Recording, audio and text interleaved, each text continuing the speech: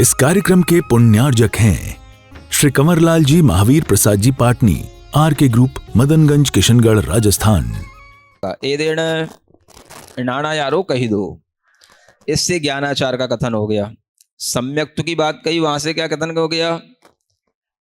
पंचाचार होते हैं ना, दर्शनाचार, ज्ञानाचार, तपाचार, वीर्याचार, चारित्राचार, है ना। तो इसमें जो चीजें आई हैं उसके अनुसार इसमें ये चीज घटित की जा रही है व्याख्या में। तो सम्यक्त्व का मतलब हो गया दर्शनाचार। सम्यक दर्शन होता है ना, उसी को दर्शनाचार कहते हैं। अब दर्शन का मतलब वही मत घुमाते रहना दिमाग में जो सुबह बताया था, है ना। सब जगह एक ही अर्थ नहीं होता। अब यहां पर ये ज्ञान शब्द से क्या लेना? ज्ञानाचार। तहेव दंसणम जिण रूपम जहाय अग्ग भणिधि, जैसा कि आगे कहेंगे, है ना। व्याकरण भी सीख रहे हो कि नहीं? इन शब्दों पे ध्यान रखते हुए व्याकरण भी सीखना। भणिधि, है ना, ये भविष्यत काल का प्रयोग है। आगे कहेंगे, जो कहा जाएगा ये भविष्यत काल में भणी ही दी। समझ में आ रहा है ना? हाँ, तो भड़ई कहते तो कहते हैं, कह रहा हूं, और आगे कहेंगे। हाँ, तो इस तरह से जो भण धातु है जिससे भड़ई बनता था, है ना, तो उससे भविष्यत काल में क्या बनेगा? ई लगा करके उसमें ही दी जोड़ना पड़ेगा, तो भणी ही दी, है ना। अब मान लो हम आपसे कहें, कह धातु है, कह, कह माने कहना। इससे जब प्रेजेंट टेंस में बोलेंगे तो क्या हो जाएगा? कह दी या कहे दी, ठीक है। अगर इसका ये फ्यूचर टेंस बनाएंगे तो कैसे बनेगा? कही दी, है ना। कह के हा में भी ई की मात्रा लगेगी पहले, और फिर ही दी अलग से आएगा, तो कही दी। तो ये क्या मतलब होगा? कहेंगे। समझ में आ गया? ऐसे ही आपसे कहा जाए, वह आगे पढ़ेगा, सो अग पढ़ी हिदी, वह आगे पढ़ेगा। समझ आ गया? तो इस तरह से ये भी प्रयोग देखते जाना है आपको कि यहां पर जो क्रियापद आदि प्रयोग किए जा रहे हैं वो भी आपके व्याकरण को पुष्ट करने के लिए हैं, इस तरह से। तो अब यहां पर ये मतलब बताया जा रहा है, तहेव दंसणम जिण रूपम। देखो, अब जिस दर्शन की बात आई थी, समझ में आ रहा है ना। अब इस गाथा में सम्यक तो शब्द अलग है और दर्शन शब्द अलग है। समझ में आ गया? तो सम्यक तो माने हो गया सम्यक दर्शन, दर्शनाचार। अब दर्शन का क्या काम है यहां पे? ये कौन सा दर्शन आ गया? अगर दर्शन पावड़ में दर्शन का अर्थ एकांत रूप से सम्यक दर्शन ही हो, तो फिर यहां पर दर्शन का अर्थ क्या? समझ में आ रहा है? हाँ, ऐसा मत समझना कि ये मैं ही कह रहा हूं, सब कुछ इसमें आचार्य कुंदकुंद से कहलवाऊंगा। हाँ तो सम्यक्त का मतलब क्या हो गया? सम्यक दर्शन। सम्यक दर्शन माने दर्शनाचार। णाण माने सम्यक ज्ञान, ज्ञानाचार, और दर्शन शब्द आ गया। अब इसकी व्याख्या क्या करें? समझ में आ रहा है? अब आप देखो दूसरी और जो भी इसकी टीकाएं हैं कि इसकी व्याख्याएं, उनमें क्या कर रखा है इसका अर्थ, वो इस गाथा के अनुरूप है या नहीं है, ये आप अब सोचने का काम करो। या तो फिर इसका एक काम क्या कर दिया, सम्यक ज्ञान सम्यक दर्शन, ऐसे जोड़ के उसकी व्याख्या कर देंगे लोग। तो लोगों ने क्या किया, ऐसे ही करा होगा उन्होंने, सम्यक ज्ञान सम्यक दर्शन, है ना। और ये मुझे लगता है जो अन्वयार्थ लिखा हुआ है, जो इसी कारण से ऐसे टीप के लिखा गया कहीं से, क्योंकि अन्वयार्थ वगैरह लिखना तो मेरा काम था नहीं, है ना। हाँ, तो ये कुछ इसी तरीके की चीजें हैं ये।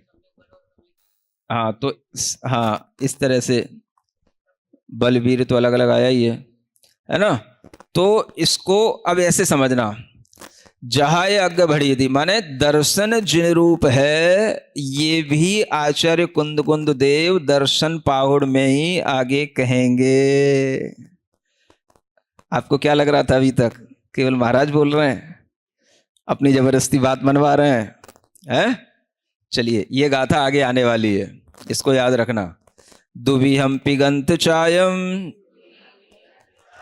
शायद 14 नंबर की गाथा होगी, है ना? है 30 विजोई सुसंजमो ठादे। 14 नंबर की, हाँ ठीक है। राणम्मीकरण शुद्धे उपसणे दंशनम होई, ये दर्शन कहा गया है ना?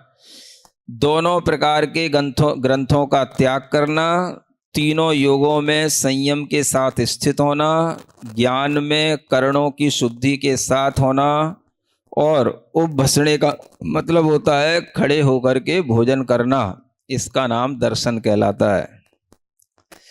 सुन रहे हो दर्शन करने वालों? दर्शन इसको कहते हैं, ठीक है? अभी आगे पढ़ना। ए देण चरित्या यारो कही दो, इससे क्या कह दिया? इससे चरित्राचार की प्रूपणा हो गई।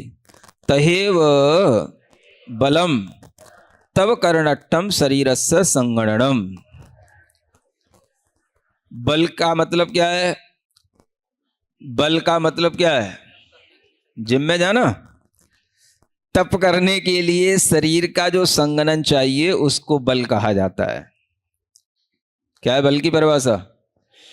हाँ, तो एदेण तवा यारो कही दो, यानी बल शब्द से यहां पर तपाचार का वर्णन हो गया। समझ में आ गया? वीर्यम च अपड़ो वीर्यंतराय कम्मक खौव सम जड़ित सत्ती। और वीर्य का मतलब होता है अपनी आत्मा का वीर्यांतराय कर्म के क्षयोपशम से जो शक्ति उत्पन्न होती है जो अपनी आत्मा में, उसे वीर्य कहते हैं। इसका नाम है वीर्याचार। इसको क्या बोलते हैं? हाँ, ये पंचाचार का प्ररूपण इस तरह से इस गाथा में किया गया है। अब बताओ कौन से विद्वान ने, पंडित ने इस तरह का कभी कोई वर्णन इन गाथाओं के एक एक शब्दों का किया हो? है? अब ये व्याख्याएं गलत हैं कि आगम के अनुरूप हैं? बोलो तो अगर कोई अपनी बुद्धि से भी कुछ कर रहा है तो गलत तो नहीं कर रहा ना? तो उसको स्वीकार करने में आपको क्यों पसीना आता है? जिसको इतना मेहनत करने में पसीना नहीं आता, आपको स्वीकार करने में क्यों पसीना आता है? समझ में आ रहा है? एदेण वीर्या यारो बढ़ दो। हाँ, अच्छा, ये तस्परूढ़म भी अग्गे, इसकी भी प्रूपणा आगे आएगी। जम सक्कई तम की रही, है ना? ये आगे इच्छादि गाये करी ही दी, इस गाथा में इसकी प्रूपणा करेंगे। ए देने वीर्य यारो बढ़ दो, इससे क्या? वीर्याचार का वर्णन हो गया। समझ में आ गया? है? करी ही दी यानी आगे करेंगे। राणादि गुणा सम्मतेण से वड्डमाणा भवंती।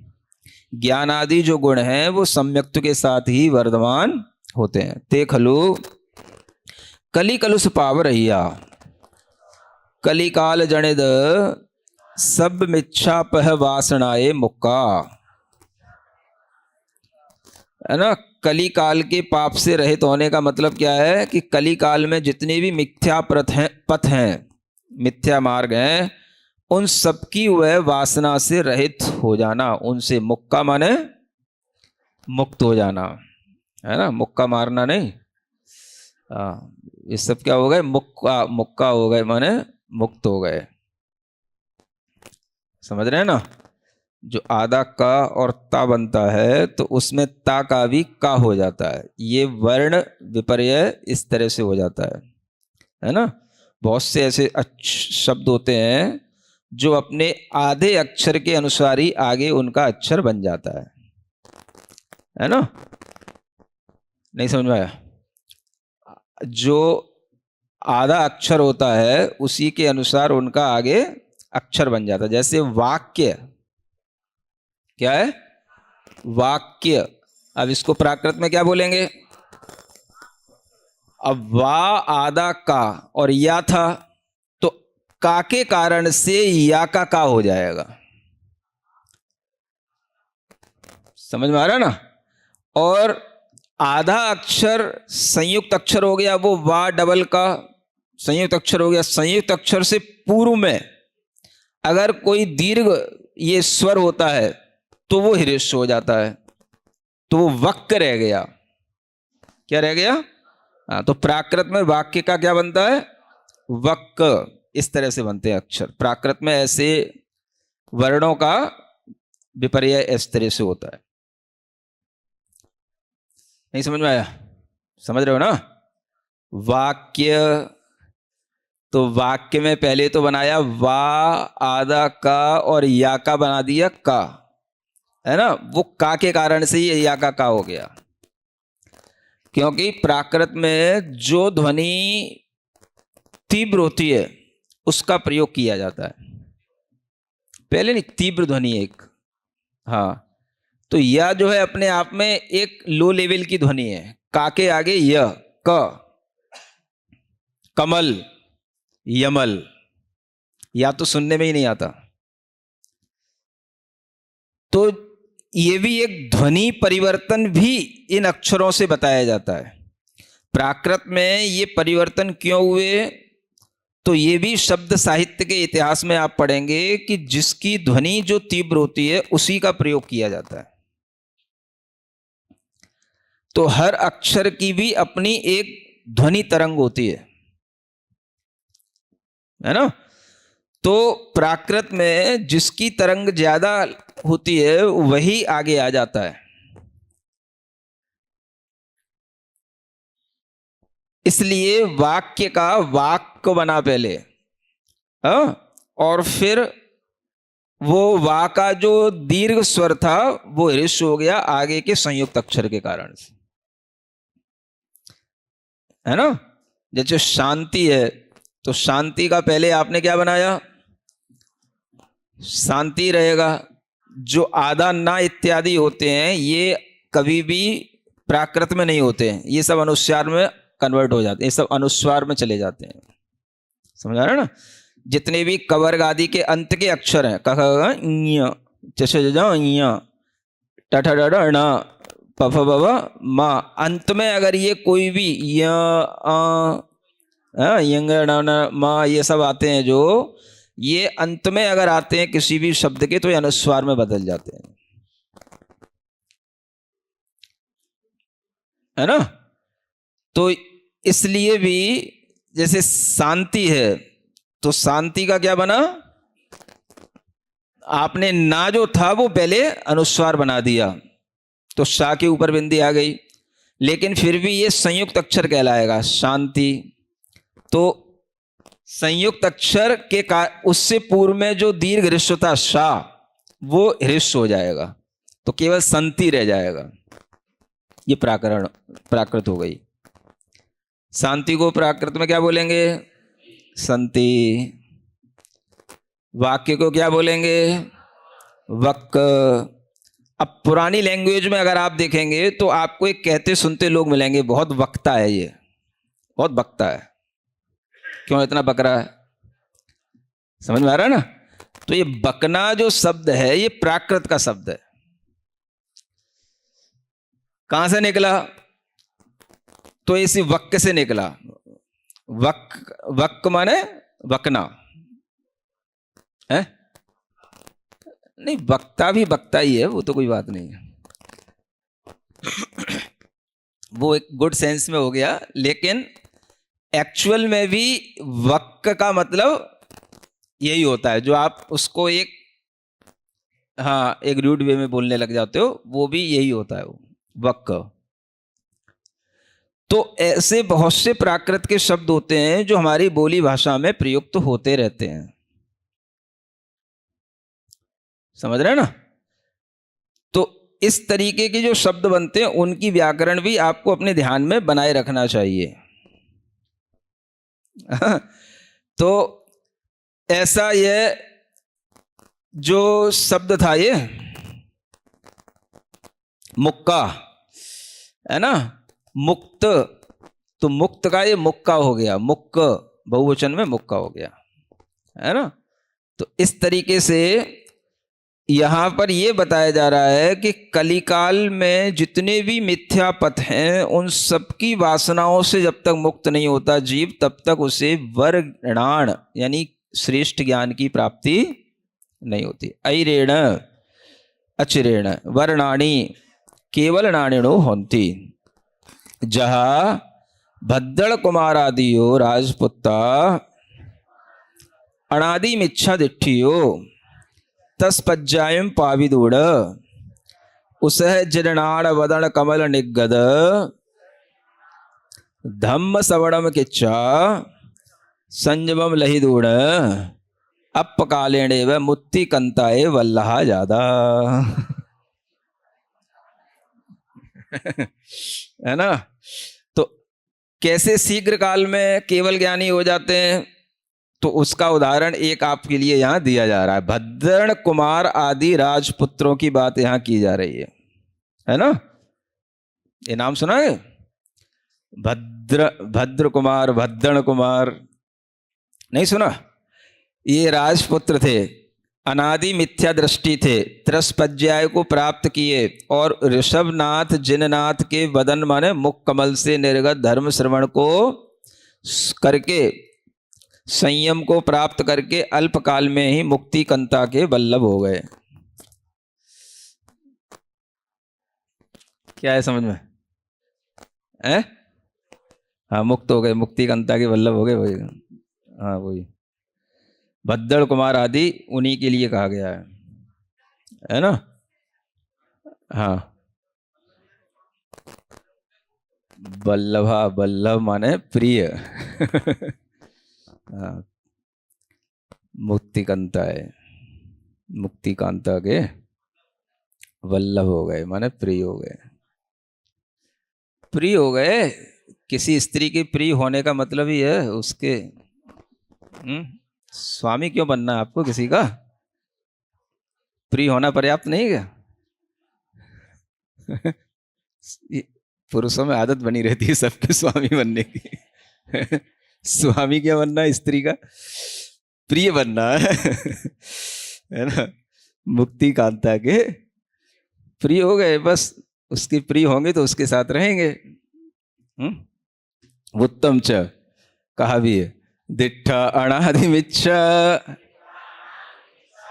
दिट्ठी जम्मा खड़ेण से दाय आराहणा चरितस् तेण आराहणा सारो।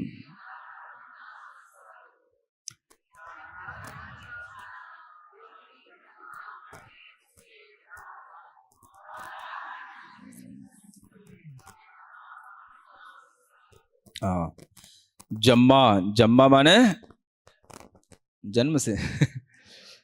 हाँ नहीं, चूंकि जम्मा यस्मात जो संस्कृत में शब्द होता है ना, यस्मात, उसका ये प्राकृत में रूप क्या बनता है? जम्मा, है ना। या का जा हो जाता है, प्राकृत में या का जा हो जाता है ना। जैसे यमी, हाँ ये तो यमी को क्या बोलेंगे? जमी है, यम को जम, यदि को जदी, है ना। इस तरह से तो इस्मात का इसमें ये आदेश हो जाते हैं, तो शब्दों में परिवर्तन आदेश के माध्यम से भी हो जाते हैं, है ना। तो इसको इम्महा, इस रूप में इसका आदेश होकर के यस्मात का जम्मा हो गया, तस्मात का तम्मा, हाँ तम्मा। तो तम्मा किससे बना? तस्मात, है ना। चूंकि, क्योंकि, इस तरह के अर्थ में यस्मात का प्रयोग होगा। और तम्मा माने इसलिए, तस्मात। इसी तरह से कस्मात से क्या बनेगा? किससे? कम्मा, कम्मा, कम्मा माने किससे, है। इस तरह से एतत् शब्द भी होता है ना, तो उससे एदम्मा, हाँ हाँ ठीक है। तो अनादि मिथ्या दृष्टि चूंकि ऐसे देखे गए हैं जो क्षण भर में सिद्ध हो गए हैं। अनादि मिथ्या दृष्टि जीव भी क्षण भर में सिद्ध हो जाते हैं। क्षण भर का मतलब वही कहलाता है अनादि काल से निगोद पर्याय से एक बार निकल करके आए और सीधे मनुष्य बने और सीधे जो है भगवान की या किसी की भी ध्वनि सुन करके एकदम से बोधि को प्राप्त हुए, रत्नत्रय को प्राप्त किए और मुक्त हो गए एक ही जन्म में। समझ में आ रहा है ना? तो वो क्षण भर में ही सिद्ध कहलाएंगे। हाँ, एक जन्म में जो सिद्ध हो गए तुरंत ही वो सब, हाँ, इस तरह से खणेड़ सिद्ध कहलाता। आराहना, ये चरित्र की आराहना के बल से ये बात होती है। किसकी? हाँ, तो जहां पर इस तरह से यही आराधना का सार है, माने चरित्र को धारण करना, चरित्र की आराधना करना ही आराधना का सार है। तो जरूरी नहीं है कि सबके लिए पहले सम्यक दर्शन हो, फिर सम्यक ज्ञान हो, फिर सम्यक चारित्र हो, ऐसा भी कोई नियम नहीं होता है ना? तो जो लोग केवल सम्यक दर्शन कहते रहते हैं, ऐसा भी एकांत नहीं है कि सम्यक दर्शन कहने से हो जाता है या सम्यक दर्शन के पीछे पढ़ने से सम्यक दर्शन हो जाता है। सीधे सीधे चरित्र को प्राप्त करके भी एक साथ क्षण भर में सब आराधना करके जीव सिद्ध हो जाते हैं। जो कभी सम्यक दर्शन आदि को भी प्राप्त नहीं हुए, वो भी चरित्र के साथ ही सम्यक दर्शन प्राप्त करके सिद्ध हो जाते हैं। तो ये भी जानना। इसलिए आगम में सब तरह के कथन है। सम्यक दर्शन की भी महिमा बताई गई है, तो चारित्र की भी महिमा बताई गई है। सभी आराधनाओं में सारभूत अगर आराधना है तो वो चारित्र की आराधना है ना? क्योंकि जहां चारित्र है वहां सब कुछ है। सम्यक दर्शन नहीं है वो उनके लिए जिनकी बुद्धि में कहीं कोई विपर्यास है, उल्टापन है। बाकी सीधे चलोगे तो क्षण भर में सिद्धि मिल जाएगी। समझ में आ रहा है? हाँ, इसलिए ये आराधना का, चरित्र की आराधना का सार कहलाता है। चरित्र साराणा तेण आराहणा सारो, ये आराधना का सार है। उत्थाने का पुड़ोवी सम्मतस्य महिमा वर्णनम इत्थ। पुनः यहाँ पर सम्यक्त की महिमा का वर्णन फिर से करते हैं। सम्मत सलिल पवो नित्यम ही ये पवट्टे जस कम्मं बालुयरणम बंधुच्चीर्णाशये तस्।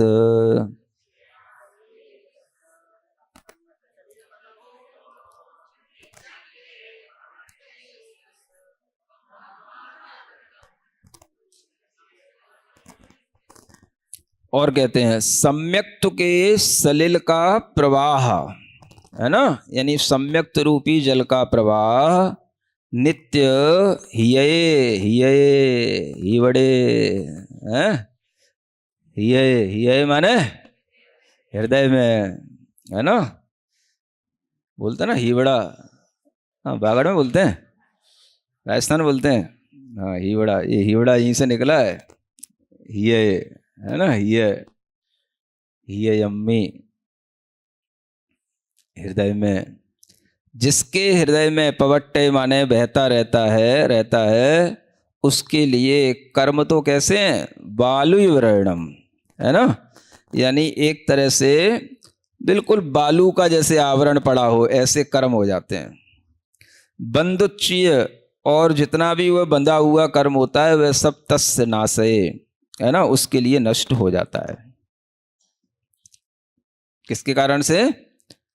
सम्यक जस सम्मादिट्ठी जीवस हिये अट्ठदल कमल जुद दब्ब मड़म्मी,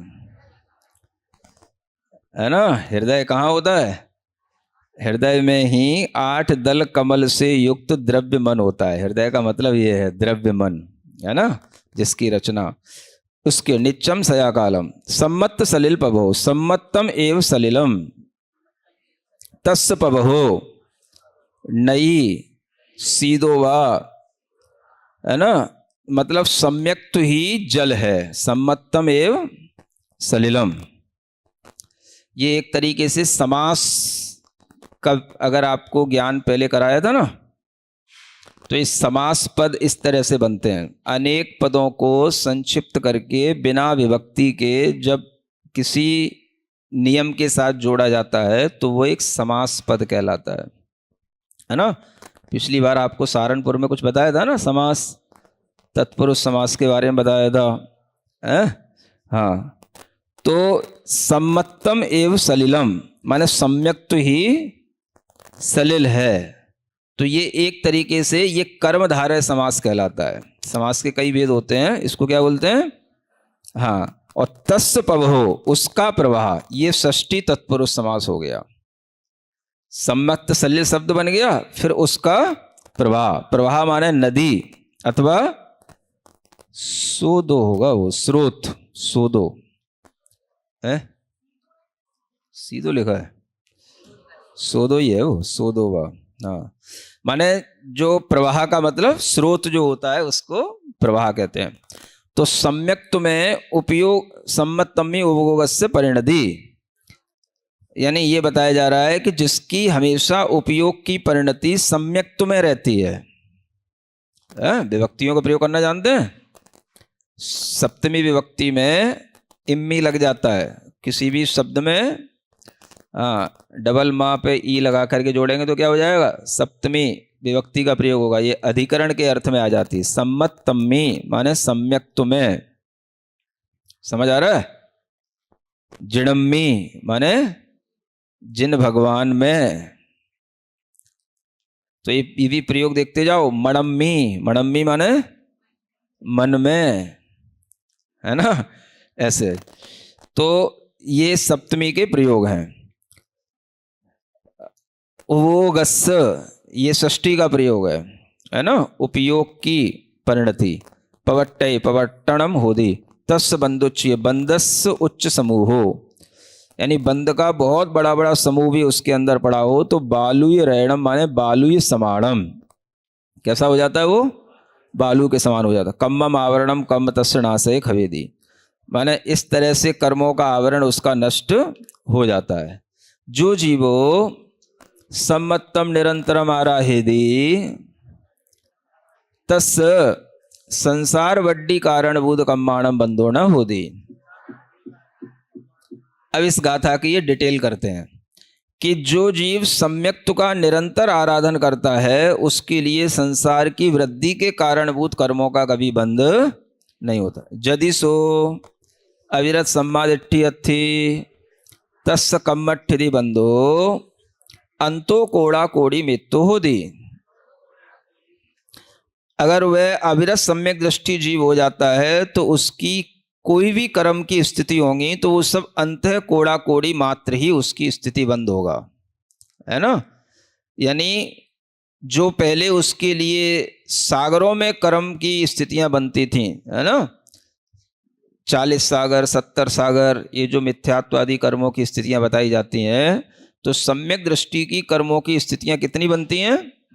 अंतः कोड़ा कोड़ी सागर, माने एक कोड़ा कोड़ी सागर के अंदर अंदर जो स्थिति बंद होता है उसको कहते हैं अंतो कोड़ा कोड़ी मित्तो। सो हत्तिन्नाणम व कम्मम निज्जरई, तो भी सो जीवो तम्मी भवे अन्नम्मी भवे वा संयमा संयमेण संयमेण वा सहिदो होदी जिण मदे भत्ति जने सम्मित सलिल पवा फलत्ता दो, है ना। अब ऐसा अविरत सम्यक दृष्टि जीव क्या करता है? वैसे तो उसका हस्ती स्नान के समान कर्म की निर्जरा होती है, ये बताया गया है। अविरत सम्यक दृष्टि की निर्जरा कैसी होती है? हाथी स्नान की तरह, है ना। जब तक महाराज के पास बैठा है तब तक स्नान करेगा, और जैसे ही यहाँ से छूटेगा तो सारी धूल कर्म की अपने ऊपर डाल लेगा, है ना। तो इसको क्या बोलते हैं? हस्ती स्नान, ठीक है। तो यूं कहा गया है सुजीव, तो ऐसा जीव तो भी वह जीव या तो उसी भव में अथवा अन्य भव में नियम से संयम को अथवा संयम को धारण करके उससे सहित हो जाता है। इसी का मतलब है कि जिन मत में वह भक्ति जनित जो सम्यक्त्व का सलिल प्रवाह है वो उसका फलीभूत हो गया। माने सम्यक्त्व का प्रवाह किससे उत्पन्न होगा? भक्ति जनित, भक्ति से उत्पन्न होता है सम्यक्त्व का प्रवाह। तो जिसके अंदर हमेशा जिन मत में भक्ति बनी रहेगी वह हमेशा सम्यक्त्व के सलिल को अपने अंदर प्रवाहित करता रहेगा, जिन मत में भक्ति बनी रहेगी तो, है ना। तो ये उसी का फल हो जाता है। पवा फलत्ता दो, जो उसे संयम या संयम की प्राप्ति हो गई, ये उसी भक्ति के प्रवाह से, उसी के फल से उसे प्राप्त हो जाता है। समझ रहे हैं? हाँ। अब ये फलत्ता दो कैसे बना? ये शब्द क्या है? फलत्ता, फलत्ता माने फलत है? तो ये तद्धित के प्रयोग कहलाते हैं, है ना। तद्धित प्रकरण होता है ना, एक समास प्रकरण अलग होता है, तद्धित अलग होता है, तिंगंत अलग होता है ना।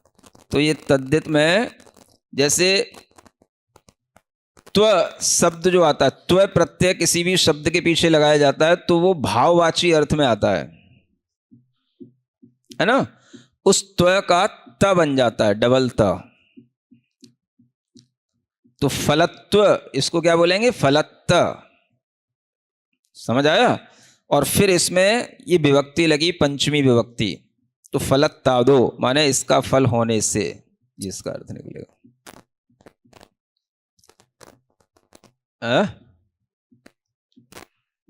नहीं समझ आया?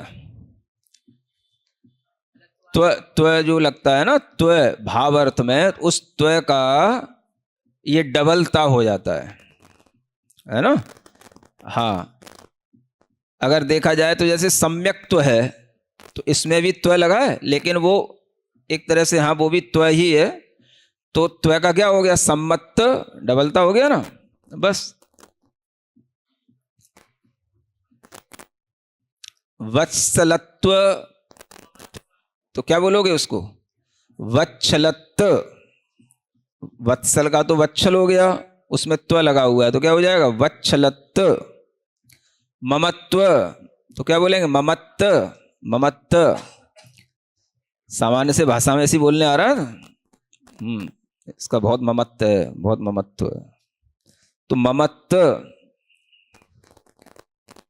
तो ये इस तरह से त्व जो भाववाची अर्थ में आता है, इसका डबलता हो जाता है। ये तद्धित प्रकरण में सिखाया जाता है।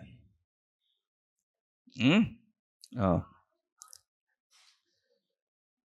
वही आदो, इसी पंचमी का वही तो है।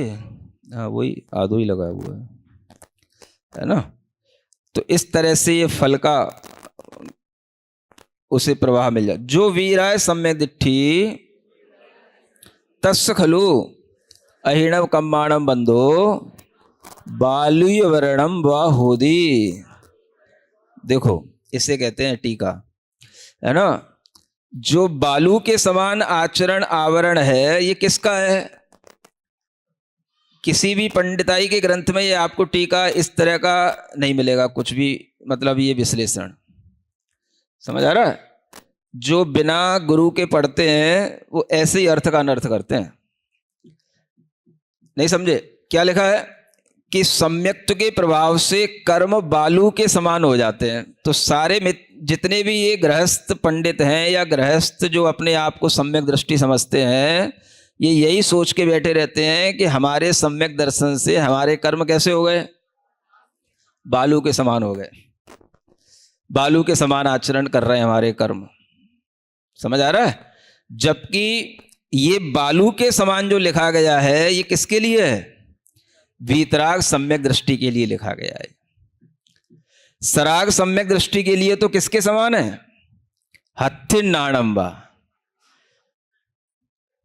नहीं समझ में आ रहा?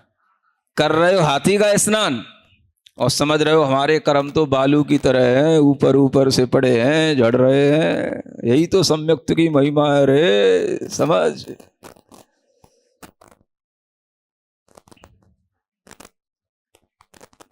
है?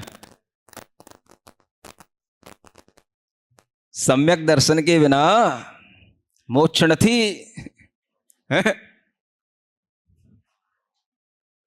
सम्मत दर्शन बिना मोक्ष कहीं थी न थी। समझ आ रहा है? तो इस तरह से सम्यक दर्शन का ये सब ऐसे सब पंडितों ने, गृहस्थों ने इन गाथाओं के अपने अपने मन से अर्थ लगा करके बस बैठे हैं। हाँ हाँ, तो समझो अब गुजरात में ही हम बैठे हैं। समझ आ रहा है ना?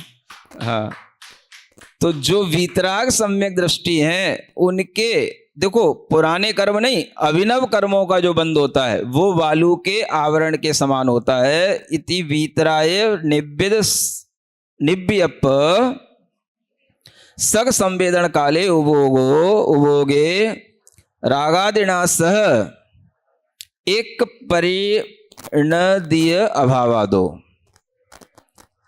है ना? यानी वीतराग निर्विकल्प स्व संवेदन काल में जो उपयोग होता है उस उपयोग में रागादि के साथ में एक परिणति का अभाव हो जाता है। इसलिए जो उसके लिए नए कर्म बनेंगे वो कर्म उसके लिए बालू के आवरण के समान होंगे। वीतराग सम्यक दृष्टि के लिए ये बात है ना? क्योंकि वह स्व संवेदन काल में उसका उपयोग तो अपने आत्मा में लगा है, फिर भी उसके कर्म बंध रहे हैं। तो वह जो कर्म बंध रहे हैं उन कर्मों में बंधने का कारण रागादि भाव है। उन रागादि भाव के साथ उस समय पर उसकी एकत्व परिणति नहीं होती, क्योंकि उसकी एकत्व परिणति किसमें है? अपने स्वभाव में है। इसलिए उस समय पर वह रागादि के अभाव होने के कारण से बालू के आवरण के समान उसके कर्मों का नया बंध होता है। ये इसका भाव है। समिधि परिपालन काले भी सो कम बंदेण न लिप्पति पमाद पच्चयस्य अहावादो। और ऐसा जीव जब समिति आदि का परिपालन करता है तो भी वह इस तरह के कर्म के बंध से नहीं लेप करता है, क्योंकि उस समय भी उसके प्रमाद प्रत्यय का अभाव होता है। अंडे सिम ती कसाय चौक सैदाणम ऋणाणमित संबंध संवेदन अभावादो तक कसायानुसारी बंधु निमेण जायदी। ऐसे इन वीतराग सम्यक दृष्टियों को छोड़ करके अन्य जितने भी जीव हैं वो तीन कसाय के चतुष्क से सहित होने के कारण से उन्हें कभी ज्ञान मात्र का संवेदन नहीं होता। आत्मा जो ज्ञान मात्र है उसका संवेदन किसी भी चौथे, पांचवें, छठवें गुण स्थान में नहीं होता, और उस कसाय के अनुसार उसका बंध भी होता रहता है। जैसा कि कहा है, रागादीन उपयोग भूमि मनयन ज्ञानम भवन केवलम बंधम नैव कुतोप्युपैत्ययमहो सम्यक दृगात्मा ध्रुवम।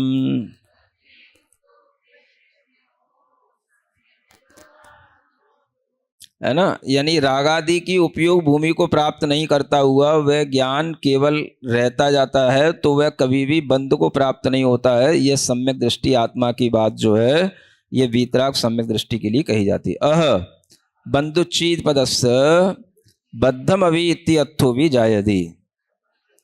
बंधुच्छी इसका अर्थ बद्ध ये अर्थ भी होता है। तेन आयादि वीराय सम्मादिट्टिस्य नाणिस्य पुब्बद्धम कम्बम बालु व्रणम व चिट्ठदी बुत्तम च। है ना? ये तो अभिनव कर्म की बात कही थी। यहाँ पर जो सत्ता में पड़े हुए पूर्वबद्ध कर्म है वो भी बालू के आवरण के समान हो जाते हैं। ये भी समय सार में वीतराग सम्यक दृष्टि जीव के लिए कहा गया है। पुड़वी पिंड समाणा पुब्बड़िबद्धादु पच्चया तस्य कम्म शरीरेण दुते बद्धा सव्ये विनाडिस।